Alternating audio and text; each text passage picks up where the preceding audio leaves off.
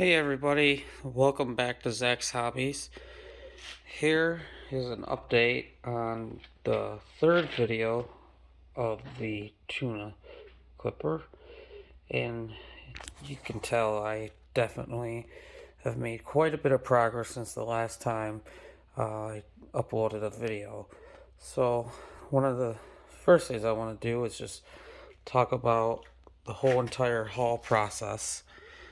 This has been completely fiberglass. So basically, the last time you saw it was completely in the you know starting phase of the whole phase of all the different steps. So we did the bondo, then we did the sanding that down, and then we went ahead and we applied the fiberglass cloth, and then we let that soak in with the resin, and we let that dry, and we went over it continuously until I got it to a consistency of how I liked it. And then after that, just constant renditions of the haul. And this thing sure gave me a fight. This was definitely not done over the course of a week. So I do apologize that this video has definitely been overdue. But one of the things I just want to show you is how overall it completely transformed. There are still, things that I wish I could have done more on, but overall, I think I'm pretty happy with the way it's turned out overall. There's still quite a bit that I had to do on this, on the deck work. I also made a modification. It's not on the kit, but I thought it would look nice to have a little bit of a extra little reinforcement here. So that's gonna all get sanded down with this deck here, the pulpit. Then we continue on.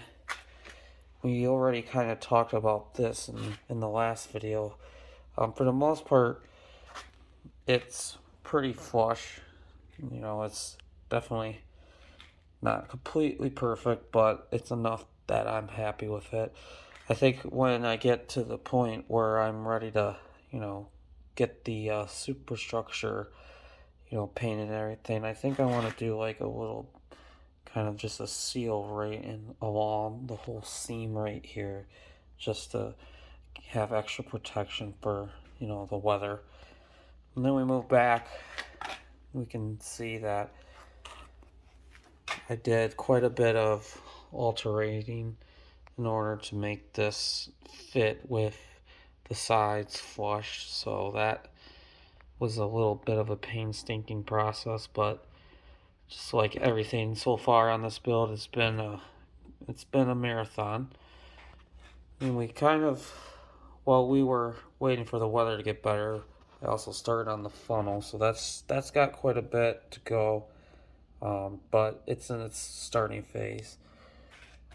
Before, I don't believe I had the skiff done. Well, it's still not done, but it's like the funnel, it's in the starting phase. And then, what I am really looking forward to talk about is the propeller.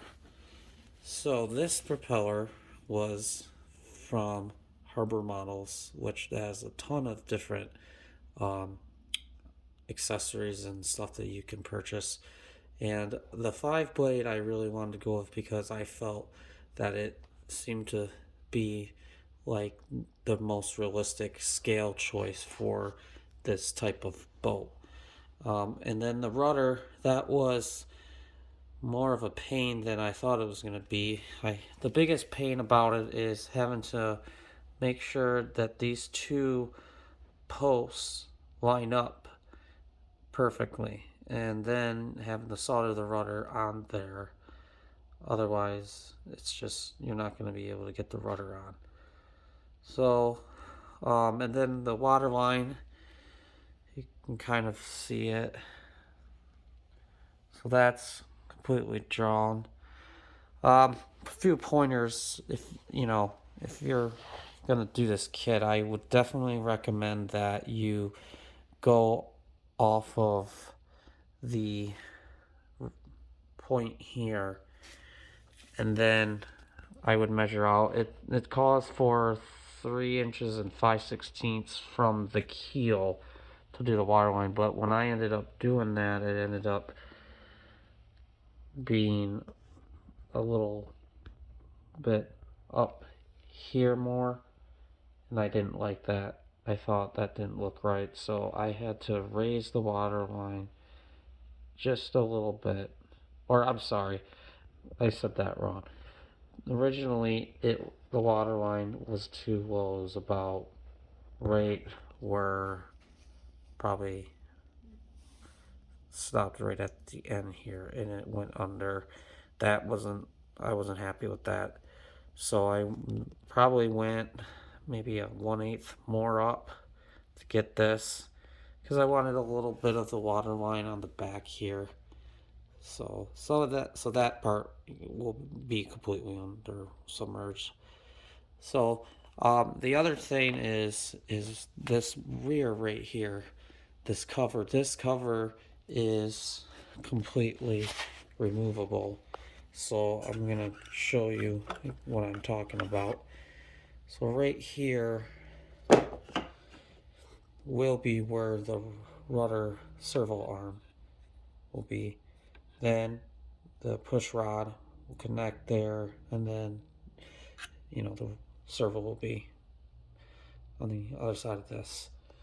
But I'd recommend to not glue this part if you're planning to make this an RC model, because it's easy access for if you have to do any adjustments or anything like that. Again, these are all just suggestions. You don't have to, but I think it's always nice to be able to have quick access to the rudder and the servo if you need to do any alternations. So that is definitely, I think, something to just make a note of. And again, this is not done. I want to do some, probably a little bit of sealing here too. And I kind of don't want this just sitting on here. I want to do almost a nice hinge right here, but that's quite a ways away. So we're gonna put this back on, and hopefully it doesn't fall. Sometimes it likes to fall. So for now, it's gonna be fine. So, and then this all right here is just the rub rail. So that is, gonna be a separate color from the hull and the keel. So, and the superstructure will be the same color as the hull. I did decide to go with a white. I'm going with I believe it's an ivory bisque satin. I'm waiting for it. It's been on back order for a while, and the new back order off date is Monday. So hopefully maybe I get that this coming week. I'm really hoping that I can paint the keel this weekend if the weather plays out, and that will be a blue satin finish color. And I should have brought it over here, but I didn't. But it is blue ink satin, so it's gonna have that kind of that texture, that a lot that anti-fouling paint texture. I think personally satin just gives a good scale look of that. So I really trying to think of other things that are important to cover at this point. I mean, at this point, it's pretty much just, watching everything come together. It's taken me probably since the last video a couple months to just get this to where I am happy with it. The fiberglass cloth I went with was 0.7 of an ounce. So you know, you don't need to go crazy with the thickness, but I didn't want to go super thin either. And you know, I think I may have in some spots gotten close to, you know, getting right to the. But again, I probably did about, if I remember right, about 6 coats of resin on each side, and then what I did was I sanded down each side until it finally was to the point where I was content with it, and then from there, then you know, we primed it, and of course that showed up almost all the imperfections that you couldn't see before.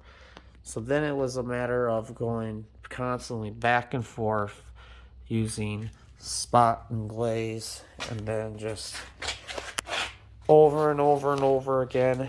And you know, at a point it started to feel like I wasn't ever gonna get the hull the way I wanted to, but it's amazing what sandpaper can do. Good sandpaper and just good primer. I think those are the key elements of really, you know, making the hull look how you want it. So I'm gonna end this video pretty quick since there's really not much that, you know, at this point needs to really be covered. Um, my my goal now is to finish up the bulk work. Well, the bulk work is pretty much done, but it needs to just be cleaned up. And then once I get that all cleaned up, you know, we'll get that all, you know, painted as well, and then the decks, and then the superstructure and the funnel and all. So basically, everything you see right now is in its, you know, other than the hull, everything else is still in its raw phase. So we still got some work to do, but we're getting there, and I look forward to being able to keep you guys posted. So please, if you haven't, and if you are wanting to find more videos and content, please hit that like and subscribe. And again, you know, if you are looking to build model boats or RC boats, I am happy to help in any way I can. And yep, if you have any questions or anything, feel free to hit a comment below. And until next time, thanks, guys. Have a good one.